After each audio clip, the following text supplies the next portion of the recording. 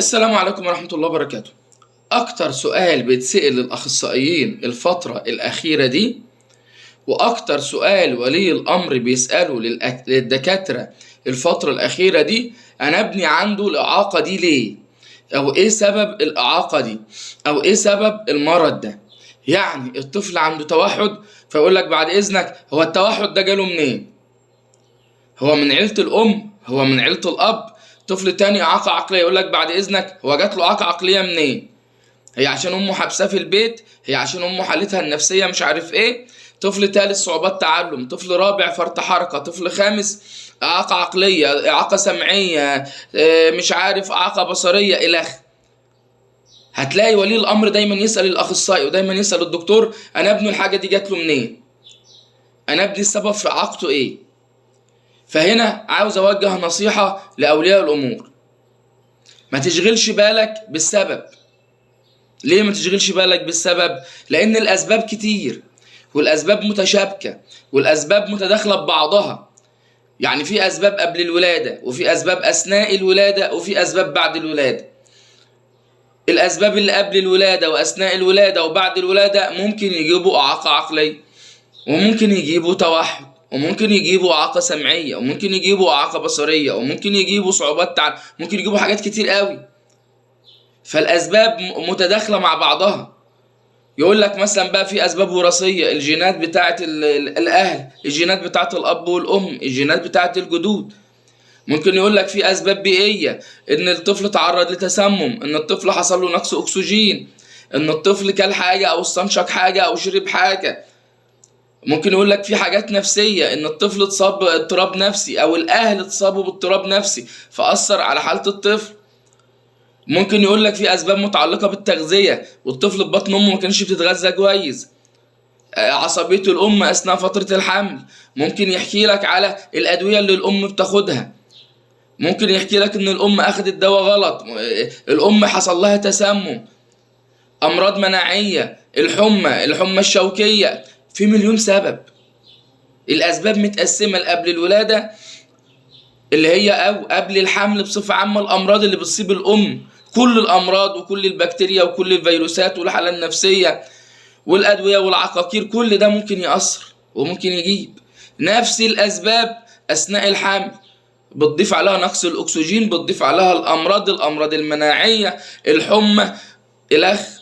نفس الأسباب بعد الولادة، نفس الأسباب هتلاقيها مع التوحد، نفس الأسباب هتلاقيها مع الإعاقة العقلية، نفس الأسباب هتلاقيها مع الشلل الدماغي. فالأسباب قريبة من بعض، فما تشغلش بالك بالسبب. ما تقعدش كل فترة بقى لا أنا هعمل أشعة، أنا هعمل تحاليل، خلاص إحنا يعني قربنا الموضوع وعرفنا إن الواد نقص أكسجين، والنقص الأكسجين اللي عمل فيه كده، خلاص بقى يلا نشتغل. ما تقعدش تلف انا عاوز اعرف السبب، انا عاوز اعرف، وتضيع العمر الذهبي بتاع الطفل. الاسباب كتير جدا، تمام؟ ايوه، ممكن بعد كده قبل ما تولد الطفل التاني او قبل ما تفكر ان انت تنجب طفل، ممكن تروح تعمل بقى اشعه وتحاليل كامله، وتكشف كشف كامل، وتتابع متابعه دوريه مع الدكتور اثناء الحمل عشان تعرف او تتجنب المشكله دي ما تحصلش تاني. لكن بما ان المشكله حصلت وخلاص حاولت تعرف السبب والامور تشعبت معاك، فكر بقى في النتيجة وفكر في عملية التأهيل. فرقم واحد، مش عايزين حتة اللي هو ان الطفل سبب اعاقته كذا افضل ادور عليها 50 سنة واسيب الطفل لحد ما يكبر من غير تأهيل. لا، انا عاوزك تركز في عملية التأهيل. نفس القصة في اعراض كتير متشابهة. يعني عندك تأخر النمو اللغوي، ده هتلاقي الإعاقة البصرية عنده تأخر نمو لغوي، الإعاقة السمعية عنده تأخر نمو لغوي، التوحد عنده تأخر نمو لغوي، حتى صعوبات التعلم بيبقى عندهم تأخر نمو لغوي، الشلل الدماغي عنده تأخر نمو لغوي، وفي أطفال نورمال وعندهم تأخر نمو لغوي. يبقى كله هيحتاج تخاطب، كله متأخر في الكلام، كله عنده مشاكل في الحصيلة اللغوية. نفس الفيلم اللي هو تشتت الانتباه والأعراض النمائية والمشكلات النمائية، هتلاقي كل الأطفال عندها مشاكل نمائية، عنده مشاكل في التركيز والتذكر والانتباه والفهم والإدراك والتخيل والذاكرة طبعا، التوحد عنده نفس المشكلات، وبطيء التعلم عنده نفس المشكلات، وصعوبات التعلم عنده نفس المشكلات، والإعاقة العقلية نفس المشكلات، والإعاقة السمعية، فرط الحركة وتشتت الانتباه، هتلاقي أغلبهم عنده فرط حركة وتشتت انتباه. فأغلبهم إن لم يكن جميعهم بصرف النظر إعاقته إيه هيحتاج تخاطب وهيحتاج تنمية مهارات باختلاف درجاتهم وباختلاف إعاقتهم.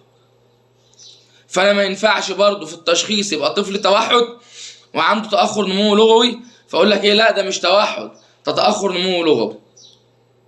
يبقى طفل إعاقة عقلية وبليد شوية في التعليم أو مش قادر يجيب في التعليم نظرا لقدرته أقول لك لا ده صعوبات تعلم. أو طفل مثلا توحد ومهايبر شوية فأقول لك ده فرط حركة، لا أنا بشخص على التشخيص الأساسي هو توحد. ومن ضمن صفات التوحد ان انت هتلاقي عنده فرط حركه، هتلاقي عنده تشتت انتباه، هتلاقيه ما بيتفاعلش اجتماعيا، هتلاقيه عنده مشاكل في الكلام، هتلاقي عنده مشاكل في التواصل غير اللفظي واللفظي، هتلاقي عنده مشاكل سلوكيه، هتلاقي عنده اضطرابات نمائيه. كل دي ايه اعراض للتوحد. نفس القصه الإعاقة العقلية هتلاقي عنده مشاكل في التواصل اللفظي وغير اللفظي، وعنده مشاكل في التفاعل الاجتماعي، وعنده مشاكل في التركيز والانتباه، وعنده مشاكل في التغذية لما هتلاقيه رفيع قوي لما هتلاقيه تخين قوي. فما ينفعش اقول لك لا ده مش إعاقة عقلية ده صعوبات تعلم عشان بليد في المدرسة، لا ده تأخر نمو لغوي عشان ما بيتكلمش كويس، لا ده مش عارف فرط حركة وتشتت انتباه. وكان احنا عندنا تشخيص غريب اسمه الحرمان البيئي، هتلاقي كل الناس عندها بيشخصوا دلوقتي حرمان بيئي، عيل توحد الدكتور مشخصه حرمان بيئي، عيل إعاقة عقلية الدكتور مشخصه حرمان بيئي، عيل مش عارف تشتت انتباه وفرط حركة الدكتور مشخصه حرمان بيئي. الحرمان البيئي ده اصلا مش تشخيص، يعني مفيش إعاقة اسمها حرمان بيئي.